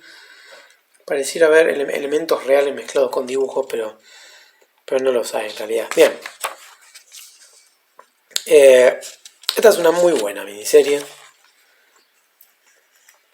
Giffen hace el argumento, hace los bocetos. Kurt Swan, que no es santo de mi devoción, dibuja. Muy bien entintado por Al Bay. Y todos los textos son de Robert Doren Fleming. El resultado muy bueno. Aquí casi que por momentos ignoran lo que pasó en la miniserie anterior, la verdad. Vemos por qué Aquaman tiene ese traje. El traje de Aquaman es el traje que tienen los presos en Atlantis, en esta gran cárcel que se llama los presos políticos de Atlantis, en el Aquarium, porque así se llama la cárcel. Así que no es que haya muchos Aquaman, sino que ese es el uniforme que tienen los presos. Y el Aquaman es un modo despectivo que tenían de llamarlo. Manera de vincularlo con los hombres de la superficie. Bueno, es muy buena esta historia. Acá tenemos a Mera. Mera había perdido el juicio. Recuerden que en la década del 70 Black Manta había matado al hijo de Aquaman y Mera. Un niño. Estamos hablando de años 75 por allí. Ella durante un tiempo había culpado a Aquaman de todo eso. Después habían rehecho su relación, pero aquí vuelve a hacer un énfasis en las secuelas que la pérdida de aquel hijo tan pequeño había dejado en ella. De hecho, va a terminar en un manicomio, pobre Mera. Bien. Bueno, es muy buena esta miniserie de 5 partes. Muy bueno el dibujo. Y va a ocurrir algo acá, si es que recuerdo el número, en el número 3. Ya desde la portada nos sugieren, portada ya de Curt Swan, que Mera tiene ganas de liquidarlo a Aquaman. Mera's Revenge. La venganza de Mera. Y el tema es que Aquaman, ante un ataque de ella, instintivamente se la saca de encima y ella termina empalada en unas salientes y termina muerta. Pero no tanto, porque en la tapa del número siguiente, ya voy, denme un segundo nada más, la vemos a Mera abriendo el propio cajón durante su funeral, ¿sí? Claro, Mera no era un Atlante, sino que era un personaje que venía de otra dimensión y parece que sus órganos vitales estaban ubicados en otro lado del cuerpo. Por lo tanto, ese empalamiento no la liquidó. Como bien se va a demostrar aquí. Hipócrita, le dice, bueno, de todos modos, ella luego se va, lo deja solo y Aquaman, que se lamenta, muchos años después de la muerte de su hijo, se sigue lamentando. Dice, salvé a tanta gente, ¿por qué no a él? Bueno, dice, la muerte del pequeño Arthur va a ser como una sombra astringente que va a caer sobre Aquaman durante un tiempo. Bueno, es muy buena la miniserie, nos explica algunas cositas de la organización interna de Atlantis y es muy recomendable, diría yo, no solo para el lector de Aquaman, sino para el lector de superhéroes en general, ¿sí? Fíjense que estas dos miniseries se llaman Aquaman a secas, ¿sí?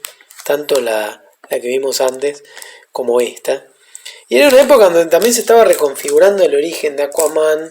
Lo reconfiguraban a cada rato porque también hay un par de especiales que salieron por aquel entonces, ¿sí?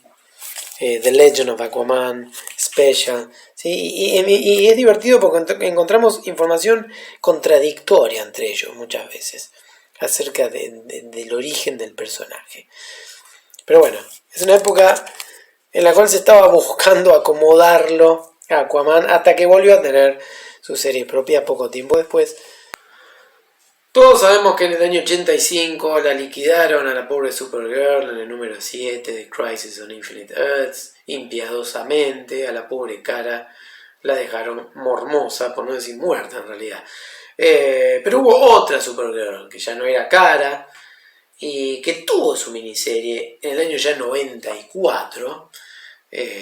Yo no sé si recomendar esto, pero vamos a ver un poquito de qué se trata, porque tal vez refleja un poco los vicios de cierta época, pero todos le tenemos cariño a Supergirl, así que vamos a ver un poquito qué ocurre con ella.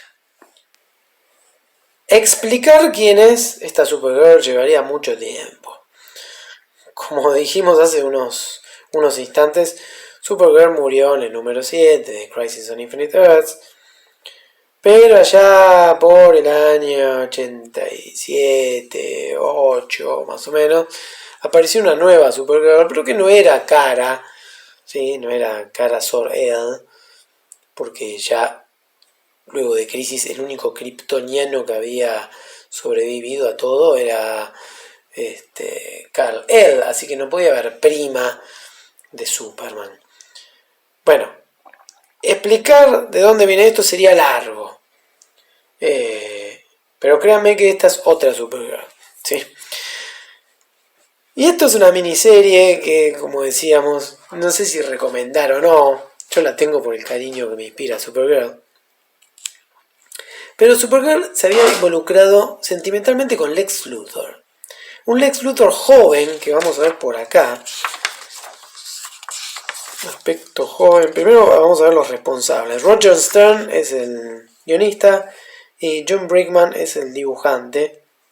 El dibujo a mí, la verdad que no me llega a convencer. Sin ser feo, pero bueno. Pero acá tenemos al Lex Luthor en ese momento. Que era un clon del Lex Luthor, porque el Lex Luthor en realidad estaba padeciendo cáncer en ese momento, estaba maltrecho, pero este era un Lex Luthor en versión joven, que además era benévolo, bueno.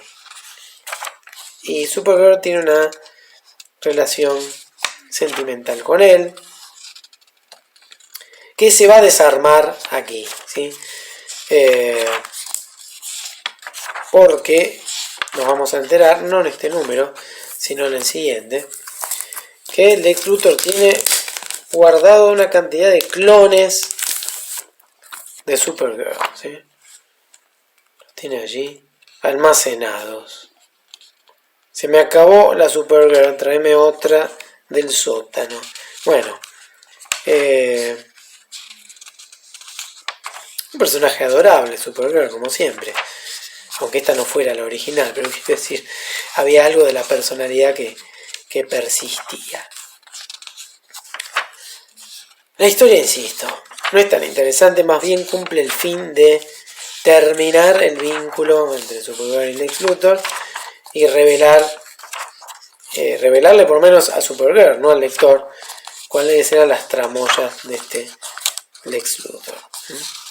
Miren las cosas que se publicitaban en esta época.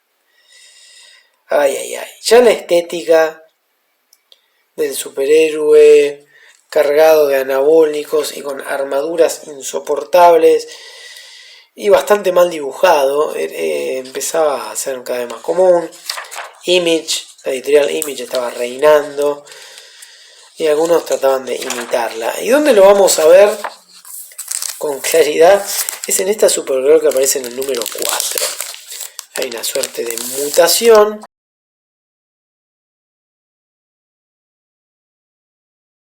Y aparece esta Supergirl que es como una Supergirl versión Image. Es bastante espantoso, en mi opinión. Y aquí lo tenemos el Lex Luthor maltrecho y Superman que lo está defendiendo. El Superman que tenía pelo largo en aquella época. Ya se había muerto Superman, pero ya había vuelto también. Vieron cómo son las cosas. Bueno. ¿Recomiendo esto? No lo recomiendo. ¿Por qué lo tengo yo esto? Porque soy un estúpido, podríamos decir. Y por Supergirl, para completar un poquito. No tengo todo lo de Supergirl, pero para completar un poquito esta época de la Supergirl Matrix. Pero estos son las apariciones previas de esta segunda Supergirl. Y ya con Peter David va a ser una tercera Supergirl, pero bueno, no nos metamos en ese estofado. Miren cómo publicitaban la revista de Ray, no con un dibujo, sino con la foto de un modelo vestido como el personaje. Sería una fotonovela la revista de Ray, no, porque yo he leído algún número, de lo cual me arrepiento, y no era con fotografía, pero bueno, rara esta publicidad. Nunca había visto una publicidad de historieta de superhéroes utilizando una fotografía de alguien vestido como el héroe en sí. Bueno, pero tiene un final feliz, de todas maneras. Así que así pasa la miniserie de la segunda Supergirl, que recomiendo para lectores de Supergirl, que seguramente ya a esta altura la deben haber leído, releído y recitar de memoria en los cumpleaños. Y nuestra querida Amazona, ¿qué pasa con ella? Hablamos de Batman, hablamos de Green Lantern, Aquaman, y si hay un personaje femenino que está instaurado también en la cultura popular occidental, por lo menos occidental, pero en Oriente la deben conocer también seguramente, es Wonder Woman. ¿Tuvo su miniserie Wonder Woman? Sí, tuvo su miniserie en el 86. De hecho, fue lo único que se publicó de Wonder Woman en el año 86. Yo no tengo los ejemplares originales, pero tengo recopilado aquí esta interesantísima miniserie. Estoy estoy tratando de dar con la página correcta, que es The Legend of Wonder Woman. Aquí la tenemos. Entonces vamos a ver un poquito qué ocurre con esta miniserie, porque es interesante por motivos diversos. Así que vamos un poco con nuestra queridísima Amazona. Bien, esto es un DC Finest, de estos DC Finest que empezaron a salir hace unos años. Son tomos que recopilan en unas cuantas páginas etapas diferentes de los personajes. En este caso se mete con Wonder Woman del 83 al 86, en unas más de 600 páginas, pero lo que nos va a ocupar a nosotros es, como dijimos, la miniserie The Legend of Wonder Woman, que empieza por aquí. Aquí tenemos el número 1 de Legend of Wonder Woman 1986. Esto es post-crisis. El guionista Kurt Busiek, o Basiek, tendría que ver cómo se pronuncia correctamente. También participa en los guiones Trina Robbins, que además es la dibujante y la entintadora. La estética es una clara referencia a la Wonder Woman de la Edad de Oro, la dibujada por A.G. Peter, la que guionaba Marston, pero con una dinámica más moderna. Aquí Hipólita va a recordar, ya que Wonder Woman había caído en crisis en una escena ridícula, ¿sí? Que tal vez mencionemos en ocasión de otro video, y empieza a recordar algunas historias de Wonder Woman de tiempos de antaño, dibujadas en ese estilo, pero con la impronta de la propia Tina Robbins. Así que para los nostálgicos de la Wonder Woman de la Edad de Oro, esto es muy lindo. Aparte está narrado de una forma mucho más dinámica, sin las toneladas de texto alrededor, ¿sí? Es muy linda esta historia. Pero además cumple una función importante, que es explicarnos cómo puede ser que al reaparecer Wonder Woman en el año 87, no la recuerda nadie. Y todos los que se la cruzan la ven como un personaje nuevo. Bueno, esto se explica en una dramática escena, miren acá, con los kangas clásicos, esta zoología de Isla Paraíso. Hay una escena dramática hacia el final, donde Hipólita, o sea, la madre de Wonder Woman, se da cuenta de que se están desvaneciendo los recuerdos de su hija. Cada vez recuerda menos de Diana y no puede evitarlo y no puede hacer nada. Se le va yendo de su memoria todo aquello que hizo su propia hija. Es dramático. Imagínense que uno se empieza a dar cuenta conscientemente de que un ser amado que ha perdido ya empieza a perderse también en la propia memoria de uno. Ya empieza a desvanecerse como recuerdo, además. Y así nos explica por qué todos la olvidaron. Esto es una secuela de la crisis, y acá se lo explican, ya que estamos. Así que bueno, este es el verdadero final de la Wonder Woman pre-crisis. Los últimos recuerdos que hay de ella y su disolución total. No solo física, sino ya en lo que respecta a los recuerdos que ha dejado, ¿sí?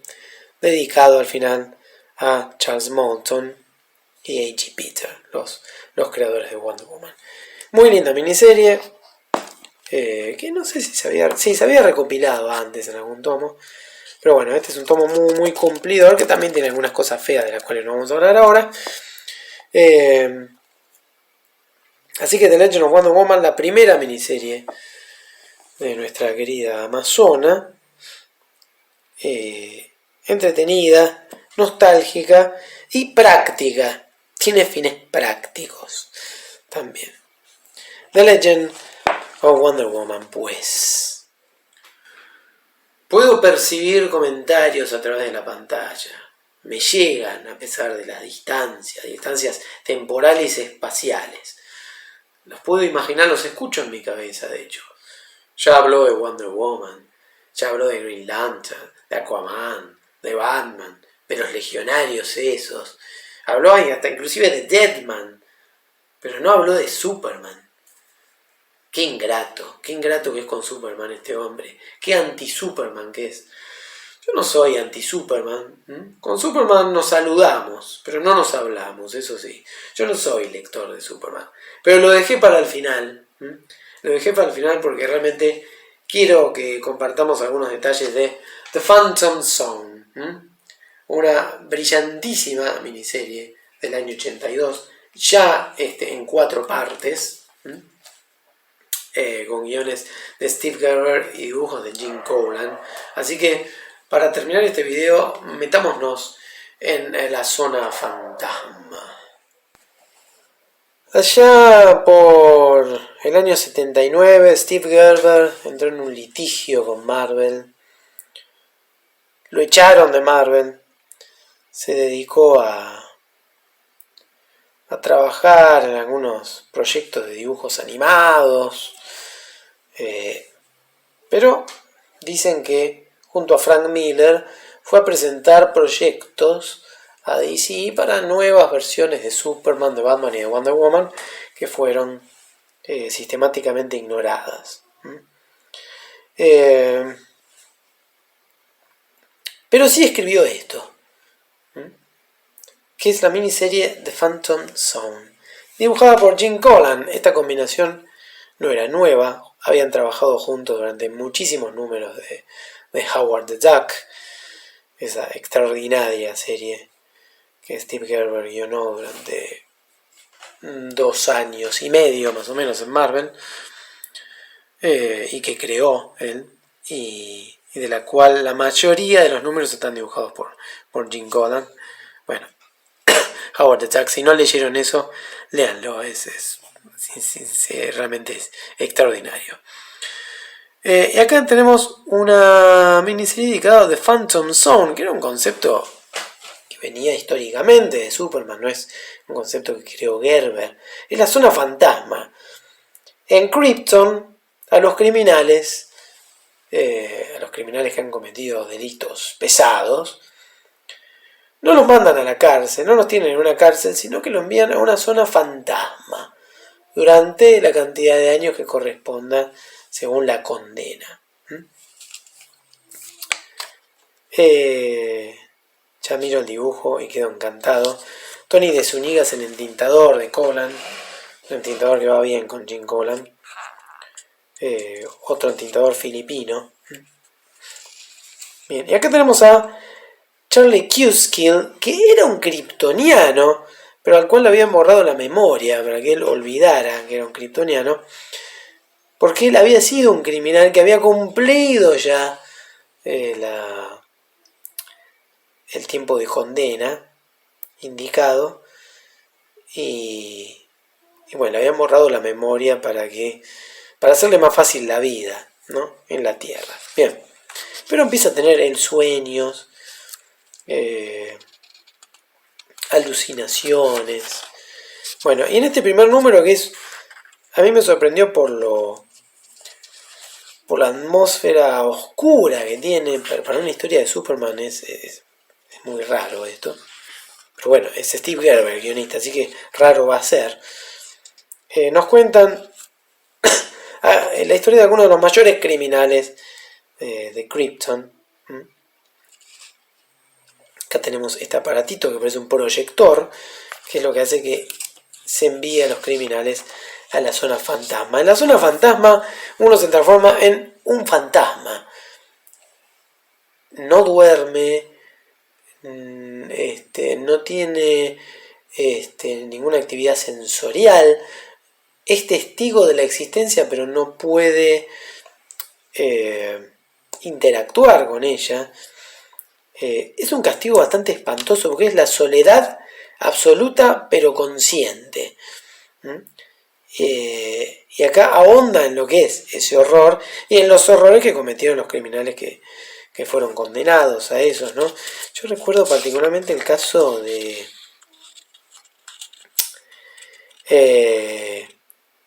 Faora Ul, una psicópata que secuestraba a hombres para torturarlos en su granja. Los torturaba, los tenían en suspensión hasta que finalmente los mataba. Bueno, este tipo de historia, contada de manera tan cruenta, no es común en Superman, realmente. ¿Sí? Me llamó muchísimo la atención. Yo llegué a esta historieta por sus autores, Gerber y Colan, y no me decepcionaron. ¿Sí? Bueno, la cosa es que estos no son personajes inventados para la ocasión, ¿sí? Ya venían de antes, pero aquí se profundiza más en sus crímenes y en sus costados psicópatas.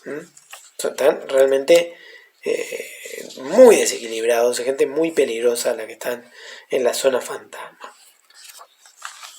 Y en la zona fantasma aquí vamos a encontrar, además, ya que hablábamos de Legión, a pobre Mon-El.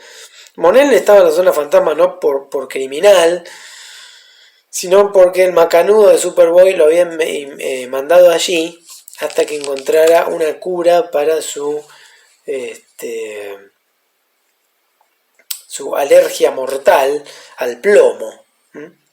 Mon-El es un daxamita y al terminar en la Tierra podía morir en cualquier momento porque son vulnerables al plomo los daxamitas. Entonces lo mandó a la zona fantasma durante 1000 años hasta que encontraron una cura y por eso termina siendo parte de la Legión, Mon-El, ¿sí? Largand alias Mon-El. Bueno, pero imaginen 1000 años en la zona fantasma. Por eso Mon-El en un número de Legión va a enloquecer ante la sola idea de que lo envíen de nuevo allí. Bien, denso el clima, ¿sí? Es decir, es apesumbrado el asunto, aunque parezca Superman, pero la luz no aparece. Bueno, esta miniserie es excelente, además logran escaparse de todos estos criminales, y son criminales que logran escaparse de la zona fantasma y son kryptonianos. Kryptonianos bajo el sol amarillo de la Tierra se convierten en seres tan poderosos como Superman. Así que el conflicto es grave. Vamos a ver ya un poco más rápidamente el resto. Vamos a tener a Supergirl en este caso, dibujada por Gene Colan, lo cual es una rareza, ¿sí? No hay mucho Supergirl dibujado por Gene Colan. Bueno, seguimos siempre. En cada video que hacemos estamos glosando la calidad de Gene Colan como dibujante. Acá hay una parejita, no me acuerdo el nombre de kryptonianos, que están muy locos los dos. Son personajes muy interesantes y muy desquiciados, ¿sí? Y algunos bastante perversos. Wonder Woman, dibujada por Gene Colan. Gene Colan era el dibujante de Wonder Woman en ese momento, de la serie regular de Wonder Woman. Nuestra querida Kara, ahora sí tenemos a Kara, la primera Supergirl, con no es el uniforme final. Es el último uniforme que tuvo antes de el que llevaba puesto cuando murió en Crisis, ¿sí? Es el uniforme que más lindo me parece de los de Supergirl. Bueno, y también aparece Green Lantern. Esto en otra época habría sido un evento contado en 12 números, más o menos, ¿sí? Acá lo contaron en 4 solamente y no hacía falta más, ¿sí? La mesura es bienvenida. Aparece también Green Lantern y van a aparecer otros personajes del universo DC. Ya tenemos Wonder Woman, Supergirl, Green Lantern y Batman. Además, porque bueno, está en peligro la Tierra toda con estos kryptonianos dando vueltas, ¿sí? Bueno, es excelente, y aparte aquí va a haber todo un viaje no místico, pero sí bastante exótico, con ribetes místicos también que va a tener que hacer Superman para escapar él de la Phantom Zone, porque lo envían a la Phantom Zone. Nosotros hablamos de esta escena en el video de DC Challenge, ¿sí? Sobre mujeres con cabeza esférica. Mencionamos a Ruby Thursday, personaje de Defenders, también de Gerber, y esta escena habíamos mencionado también. Bueno, léanlo. Esto ha sido recopilado, si no me equivoco, por Salvat hace no mucho tiempo. Es excelente. Para lectores de Superman y para lectores que no son de Superman como yo, esto es realmente una verdadera joyita de lo poquísimo que escribió Steve Gerber para DC Comics. Vamos a ir al número 4 rápidamente. Acá encontramos al otro kryptoniano vestido con el traje de Superman, ¿sí? Aquí en el medio de un concierto de punk rock, ¿sí? Estos locos, esta parejita loca de kryptonianos, prende fuego a una persona. Están muy mal de la cabeza realmente, ¿sí? Son personajes muy perturbados. Aquí tenemos este pobre diablo que va a caer en manos de la psicópata que lo va a seducir, para liquidarlo luego.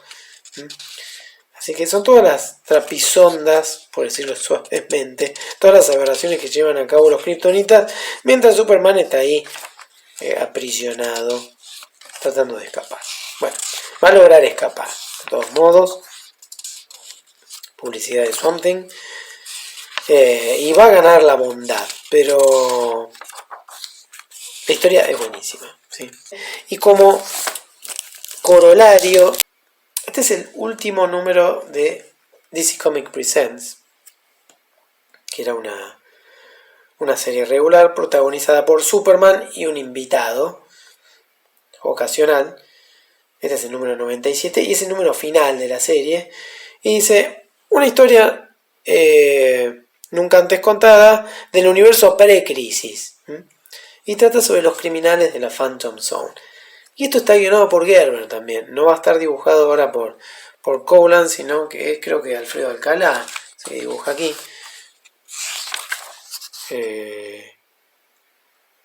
No, Alfredo Alcalá no, Rick Veitch. Hice la asociación con Swamp Thing, por eso. Es Rick Veitch con el tintado de Bob Smith. Pero esto está guionado por Gerber en una época que no estaba escribiendo ya para DC. Ya había vuelto a Marvel, de hecho. Ya había arreglado con Marvel y estaba volviendo a escribir cosas. Por ende, esto de haber quedado ahí dando vueltas. Y o bien era parte originalmente de la miniserie y la miniserie se decidió hacer más breve, o era un guión que estaba ahí dando vueltas en algún cajón. Pero es muy bueno porque aquí ahonda más en lo que es la experiencia de estar en la zona fantasma. Es un número más filosófico que este. Hay toda una profundización del yo dentro de la zona fantasma y de lo tortuoso que es eso. Por eso estaba destinado para criminales realmente peligrosos que habían cometido grandes atrocidades. También es excelente este número y es un corolario excelente para esa gran miniserie que es The Phantom Zone. Y de paso es el número final de DC Comics Presents. Bien, así que así se va la Phantom Zone, que deberían leer todos como obligación en las escuelas primarias. Terminamos entonces este recorrido por una selección de miniseries protagonizadas ahora por personajes insignes de DC Comics, Pasamos por Superman, por Batman, por Aquaman, por Wonder Woman, por Green Lantern, por Green Arrow, por Hawkman, todos los super amigos vimos más o menos. También sumamos a Deadman, nuestro personaje más popular. También hablamos de The Legion of Superheroes. No tiene la popularidad que merecería, pero no importa. Por supuesto que hay muchas más miniseries. Sobre todo de Batman, de Superman. De Wonder Woman, sí, alguna más hay también. Pero queríamos ver algunas miniseries en particular, como para compensar todo ese material oscuro que presentamos en el video anterior, que de oscuro no tenía nada.